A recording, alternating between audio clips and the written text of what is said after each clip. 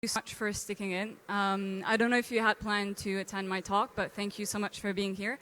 My name is Kenza. I am the co-founder and curator of Mono, which is a macro gallery based in Tunis, Tunisia, where I am from.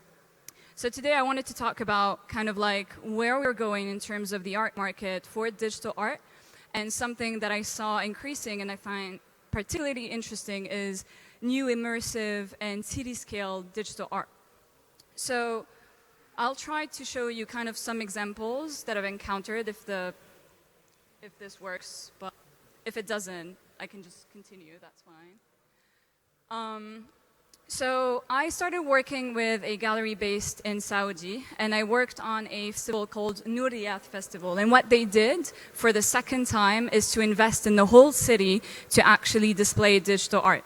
And that was for me an interesting way of showing how basically we can go beyond the galleries and beyond like the traditional kind of settings for digital artists.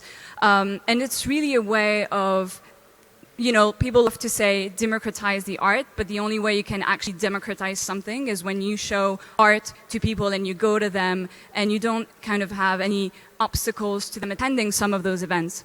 So when art is in the city and all around you, you won't actually need any tickets. You won't need any, won't need to be wearing special clothes. You won't need to be invited to actually check out the works. You can just like walk in and look around you and just like be inspired by the art. The thing is, for most of the artists now today in the Web3 community, what they did is they started online and built those incredible communities, and everything, especially during COVID, was done online and using internet, using social media. And then when we saw that we could travel again and we could just like walk around, it was then needed to have physical events and meet people and have that human interaction. So galleries and middlemen came back into the conversation. So a lot of galleries jumped in. I used to work for Unit, which is a London-based gallery, and we were really interested in having more show at the gallery, showing digital art, working with digital artists, and understanding their needs. But again, the setting of a traditional gallery, the problem with that is that you still have walls that you need to fill. You still have, for now, very few technological advancement to show your work. So it's going to be a screen, it's going to be a projection. In some case, you'll have prints or other ways of displaying your art, but it's still in a small scale and in a closed space. So what I see in artists like Rafiq, that I'm sure everyone knows today, or Team Labs, which is the collective of artists from Japan, or even like Raphael Rosendahl, is that they're now invited to occupy space in cities, in a cultural institution, on the facades of cultural institution, on the subway. And I think that's very interesting because then you really are talking to a large public. You're going out of the bubble that is Twitter, that is Farcaster, Instagram, and you're going to people. You're actually investing in going to them and not trying to attract them into wherever place you are. And that's what galleries do, right? They're trying to attract you to a place. And usually you have to be invited, you have to wear a certain clothes. So for some people it can be intimidating. So what I really want to see today is governments and cultural institutions and ministries of culture invest a bit more in, okay, what can we do in the city? So a little bit like sculptures that you see, sometimes like public art that we see around us, like how can we put more of installation and digital installation around us? This idea of democratization, and I really don't like that word. I heard it so many times since I joined the space in 2020 about how, you know, digital art and the NFTs and the blockchain were going to revolutionize the way that we consume the art and revolutionize the way that artists are presented. But as far as I'm concerned, what I'm seeing is we're replicating the same things that the traditional market is doing. And this is because we are letting the same people kind of invite the artists and have them in their galleries or their spaces.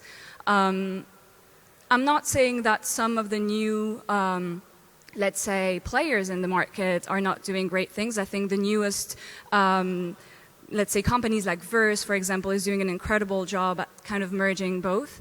But imagine if Verse was given the opportunity with the UK government to actually do something bigger and attract a bigger crowd and have like a light festival in London or elsewhere in the UK, I think that would have a bigger impact, and also really talk to people and explain what is digital art. Today, a lot of people don't understand, they don't know how to display it, they don't know how to purchase it, they don't even know how to experience it. But when I went to Team Labs in Japan and Singapore, you could actually see people understanding the art by experiencing it, by interacting with it, by understanding a bit more what digital art can do to you. And this happens in just that setting, or if you talk to the artist that made the art, that the artist takes some time to explain it to you.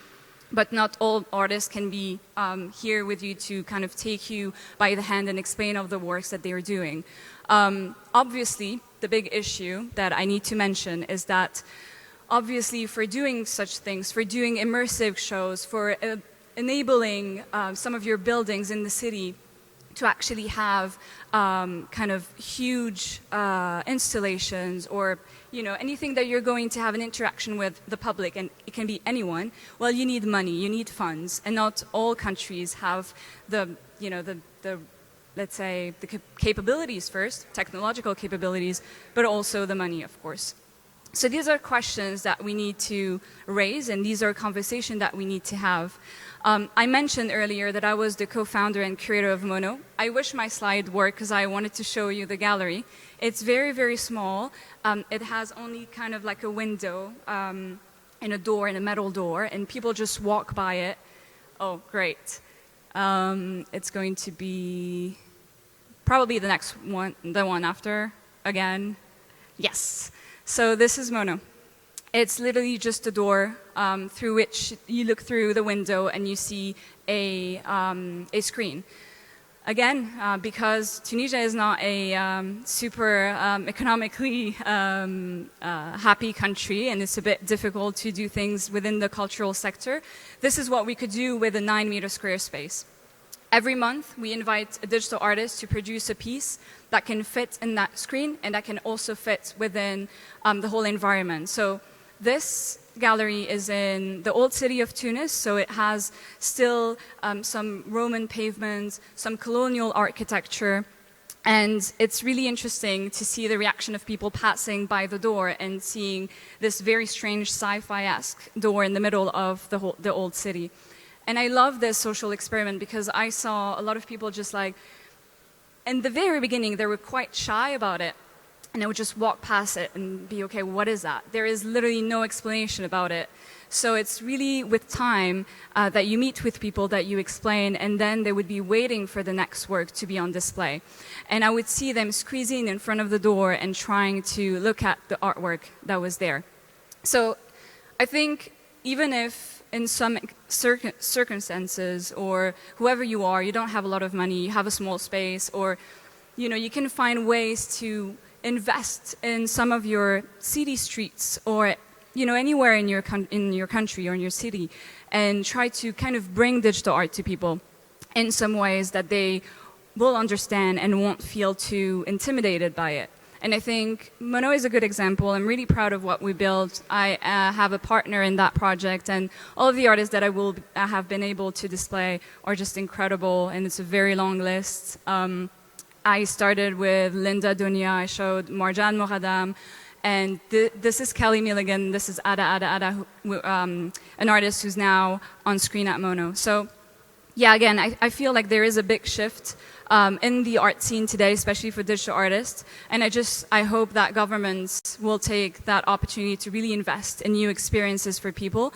Because like all types of art, we need to find new ways of engaging with the younger generation, which is completely digital native, but also with older generation, to take them by the hand and explain to them, okay, these are the sorts of things that we can do, and this is what you can actually experiment today when it comes to art. Thank you so much for coming. It was a pleasure, and enjoy the rest of the conference. Thank you.